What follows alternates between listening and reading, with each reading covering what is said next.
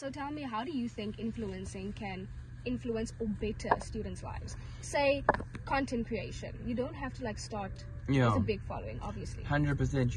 You definitely don't need to start with a big following.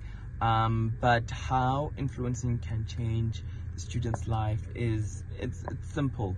Job creation. Like, influencing is literally you putting yourself out there and creating a job out of simple things, like teaching people that are struggling with math, teaching about the weather. Like, there's so many things that you can do in the influencing industry that is so, I'm trying to find the right word, but because of how, and it will, I don't know, I'm trying to make it sound good, but because of how you have creative freedom, you can literally do anything. You can be a hair influencer tomorrow. You can be an eyebrow influencer. You can be a toenail specialist and tell people online that toenails are supposed to be well kept like this. And if you're consistent in it, that's how you become an influencer, because that is your niche. That's how you become and have a niche. Capitalizing on it. Yeah. What would you say is the first step to take? The first step is to find what is your niche. And I think everyone knows this and has heard it, but for me, what is your niche is what you're comfortable speaking about on a daily. If someone had to wake you up 2 a.m. in the morning and say, babes, what do you think about toenails? You must be able to answer that question just freely, without thinking, without any hesitations.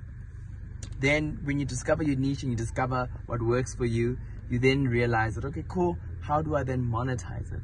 There's platforms like Instagram, TikTok, YouTube, all of these platforms that you can use to collaborate with brands that speak to your niche. So, for example, remember I mentioned toenails, right?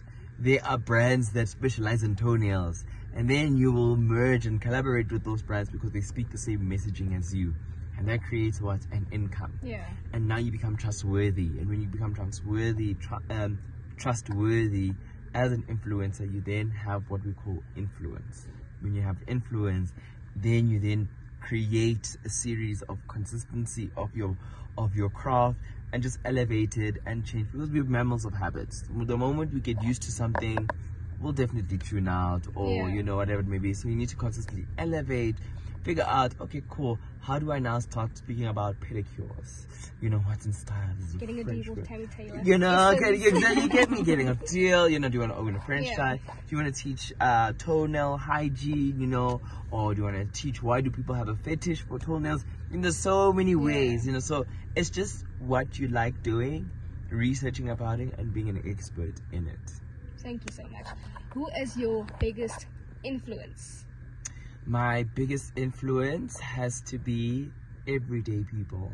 Like, I love watching how people interact with each other, like the different characteristics we have, the different personalities, and just like the tone. Like, I love how you're speaking and how you say your R's, your T's, and all of that stuff. And it just, in my mind, it's like food brain, and I'm just like, how Sasha said, I say Casey or Casey, So I love that. That's my biggest influence, is that we're all different and we all get to influence each other. Perfect. Thank you so much. You can stop the